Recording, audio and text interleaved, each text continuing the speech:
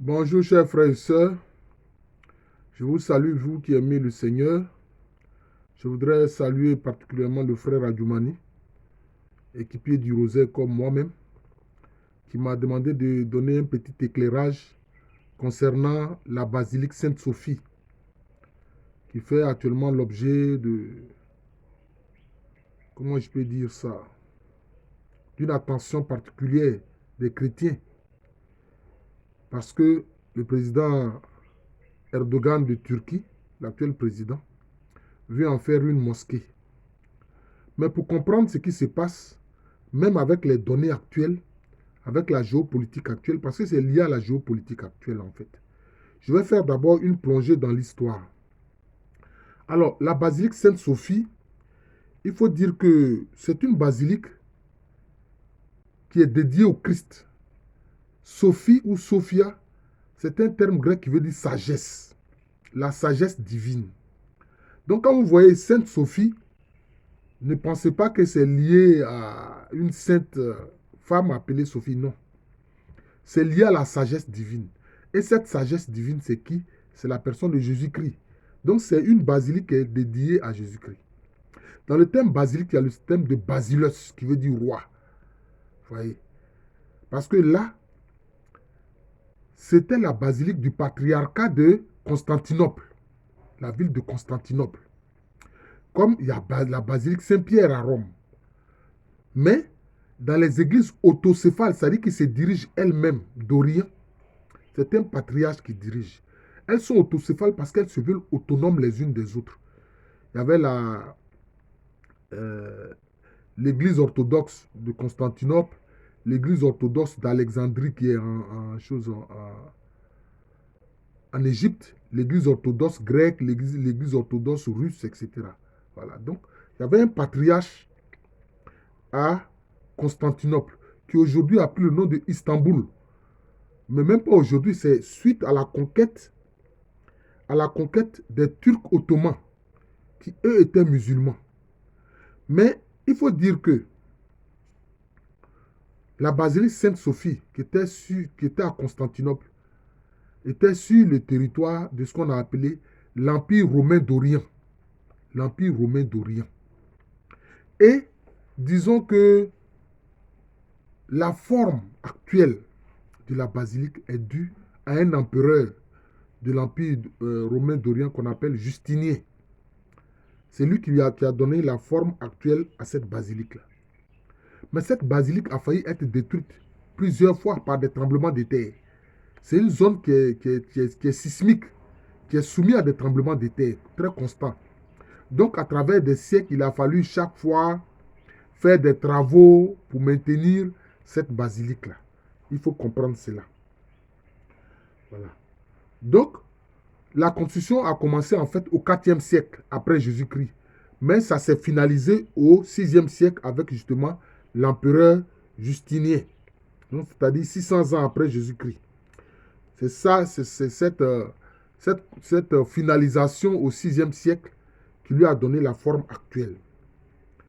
Alors, non seulement cette basilique a été plusieurs fois failli être détruite par des tremblements de terre, plusieurs tremblements de terre, mais il faut savoir que au 13e siècle, les chrétiens d'Occident, c'est-à-dire les chrétiens de l'Europe actuelle, c'est-à-dire le royaume de France, d'Angleterre, avec le soutien de la papauté, ils sont venus faire des croisades en Orient, notamment la 6e croisade.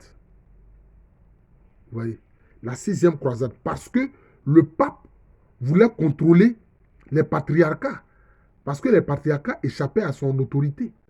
Donc, quand ces guerriers venus d'Occident qui disaient faire la croisade, comme si Jésus-Christ leur a demandé d'aller tuer des gens pour les convertir. Et puis, c'était des chrétiens. C'était des chrétiens. Il y a les chrétiens d'Orient qui, d'ailleurs, depuis l'arrivée de Daesh, ont subi d'énormes massacres. Vous voyez, il y avait plusieurs communautés de chrétiennes, plusieurs églises. Vous voyez, plusieurs églises. L'église syriaque, les chaldéennes, hein, etc. Alors ces chrétiens d'Occident, là, au XIIIe siècle, sont venus massacrer leurs frères chrétiens d'Orient sous prétexte qu'ils ne sont pas sous l'autorité du pape. Hein, massacrer. Et d'ailleurs, même en fait, leur but, ce n'était pas réellement une affaire de christianisme. C'était simplement une affaire de pillage. Il faut qu'on se dise la vérité.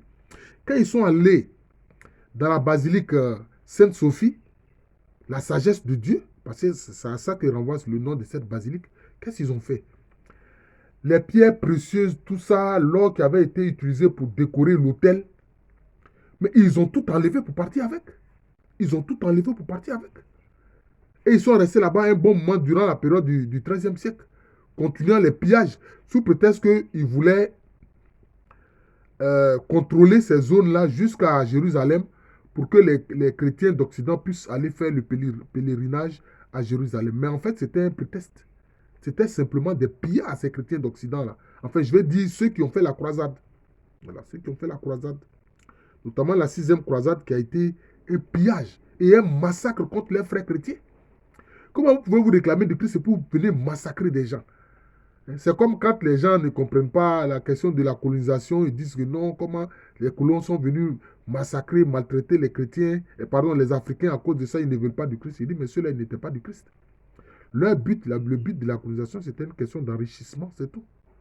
Ce n'était pas une affaire de convertir les gens, non. C'est parce que les missionnaires les ont suivis pour convertir des gens, mais sinon, leur but, ce n'était pas ça. Leur but, c'était le pillage. Et c'est ce qui s'est passé au XIIIe siècle, notamment avec la 6e croisade, quand les chrétiens d'Occident sont venus massacrer les frères d'Orient et piller la basilique Sainte-Cécile, Sainte-Sophie. Alors, de toutes ces souffrances-là, parce qu'il faut dire que l'empire romain d'Orient était appelé Byzance. C'était le nom qu'on lui donnait, la Byzance. Donc, Constantinople était la capitale. Mais il faut dire que c'est Constantin qui, au IVe siècle, empereur romain, s'est converti au christianisme et que le christianisme est devenu la religion officielle de l'État romain. Il faut savoir ça. Ça, c'est des choses que les chrétiens, en principe, savent. Maintenant, qu'est-ce qui va arriver? D'ailleurs, dans cette basilique, il y avait eu des empereurs qui étaient iconoclastes, c'est-à-dire qui refusaient les images. Donc, les belles icônes, les belles images qui étaient dans la basilique Sainte-Sophie, certains empereurs ont tenté de les faire enlever les icônes, hein, les dessins qui représentent le Christ, différents épisodes des évangiles, etc. Ils ont tenté d'enlever tout ça. Mais l'image qui a résisté au temps, c'est l'image de la Vierge Marie qui tient l'enfant Jésus dans ses bras.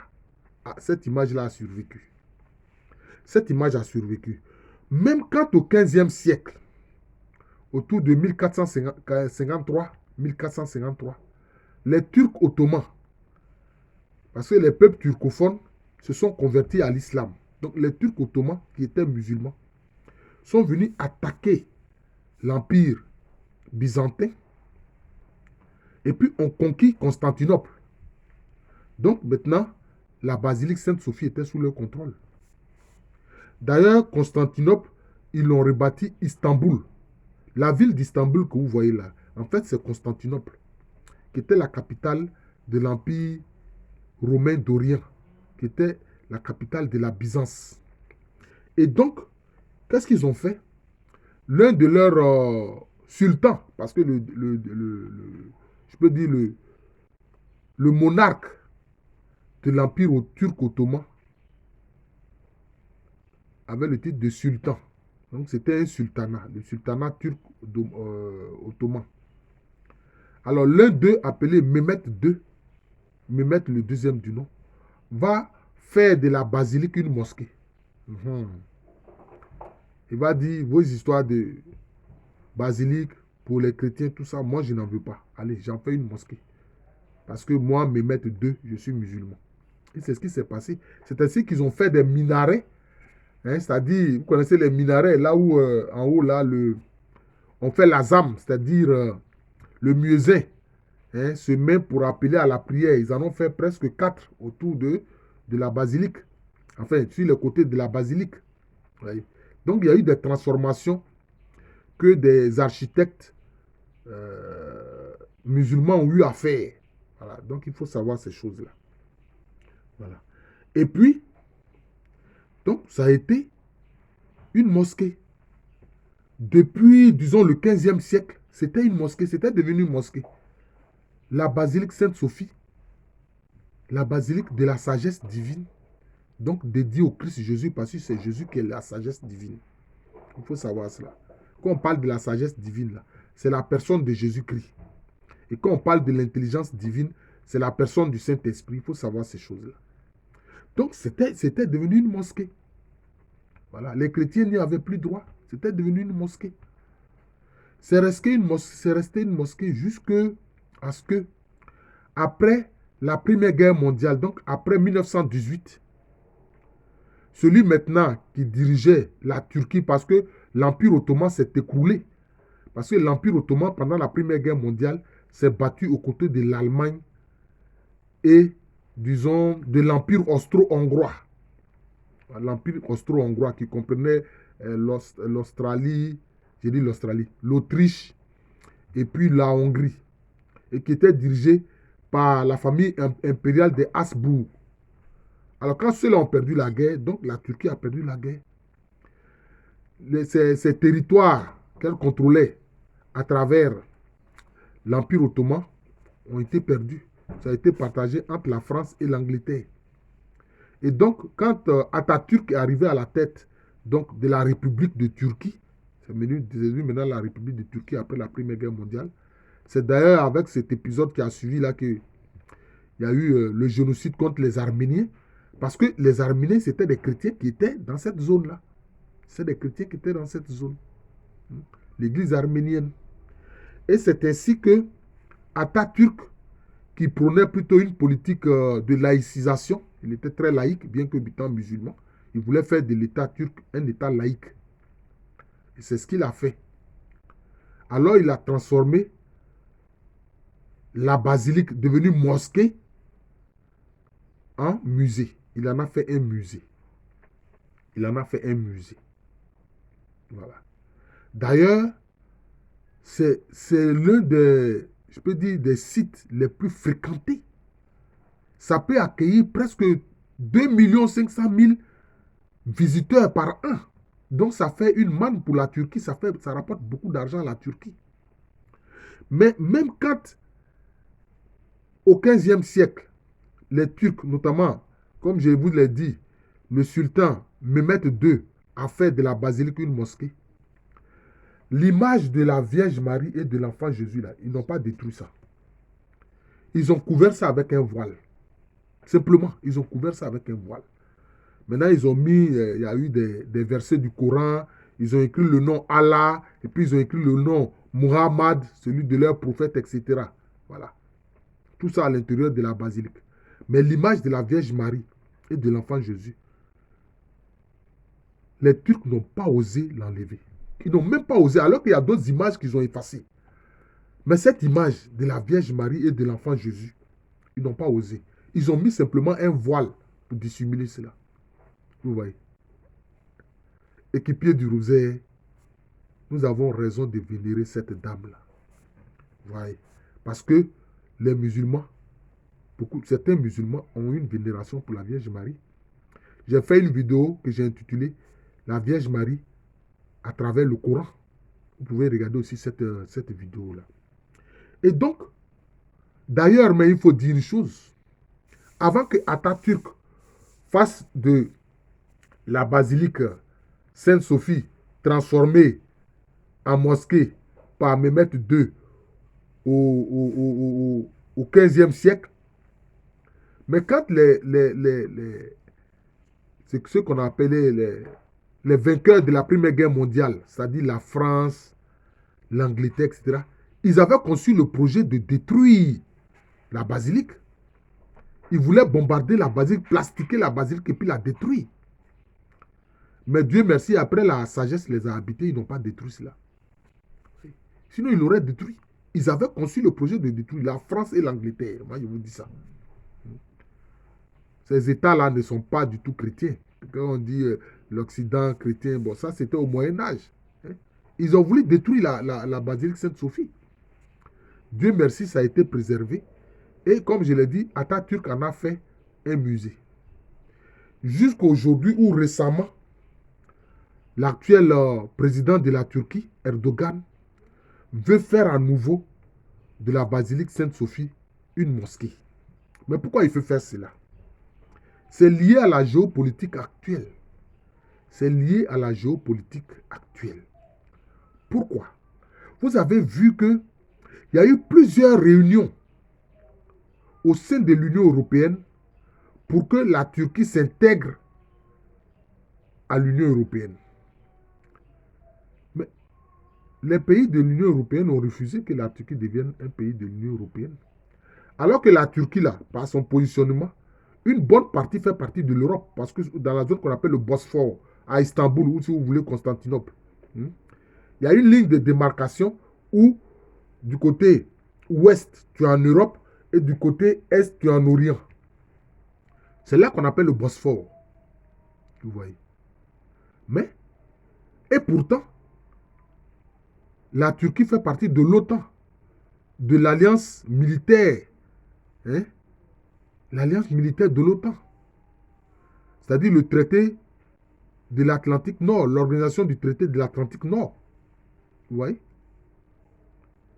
Mais les Turcs se sont sentis frustrés de n'avoir pas été intégrés à l'Union européenne alors qu'ils sont dans l'OTAN, dans l'alliance militaire. Pourquoi? Mais parce que les Occidentaux veulent les amener à adhérer à certaines idées, telles que l'homosexualité, le droit des homosexuels, des choses comme ça. Mais les Turcs qui sont musulmans, ils refusent cela. À juste titre d'ailleurs. Ils refusent cela parce qu'ils sont musulmans. Oui, ils sont musulmans, donc ils refusent cela. Donc, finalement, la Turquie n'a pas intégré l'OTAN. Et ça, c'est la frustration, la grande frustration des Turcs. Voilà. C'est ce qui explique l'attitude actuelle du président Erdogan, qui est l'actuel président de Turquie. C'est ça qui explique cela. Oui. Et vous le voyez, vous avez vu qu'il allait intervenir. Actuellement, il intervient en Libye. Il intervient en Libye. Parce qu'il se rend compte que la France soutient le maréchal Haftar contre le gouvernement qui est présentement en Turquie. Pardon, qui est présentement à Tripoli et qui est reconnu par, dit-on, la communauté internationale. Donc, il allait soutenir ce gouvernement-là en envoyant des troupes là-bas, des troupes militaires. Oui. Et donc, pour narguer les Occidentaux, pour leur dire que vous, les gens de l'Union européenne, là, nous, la Turquie, nous pouvons nous passer de vous. Et nous avons les moyens de vous résister, de freiner votre politique. C'est ce que Erdogan est en train de faire. D'ailleurs, vous avez vu, il y a plusieurs mois de cela, il a failli subir un coup d'État militaire. Mais ce coup d'État militaire, il soupçonne l'Union européenne d'être derrière. Parce que certains éléments de l'armée turque ont voulu faire un coup d'État. Ça a failli même réussir. Parce que les gens le cherchaient pour le tuer. Il a dû, à travers simplement un petit smartphone d'une journaliste, appeler ses partisans à la résistance. C'est comme ça qu'il a échappé au coup d'État. Et vous avez vu sa position vis-à-vis des Kurdes qui ont aidé à vaincre Daesh, ce groupe terroriste. Mais pour lui, les Kurdes, pardon, je parle des Kurdes cette fois-ci, les Kurdes qui ont aidé justement à vaincre Daesh en Syrie, lui, il estime que les groupes armés kurdes, il ne faut pas confondre Turcs et puis Kurdes. Les Kurdes, c'est un peuple. C'est un peuple qu'on trouve aussi bien en Turquie, en Syrie et même en Iran.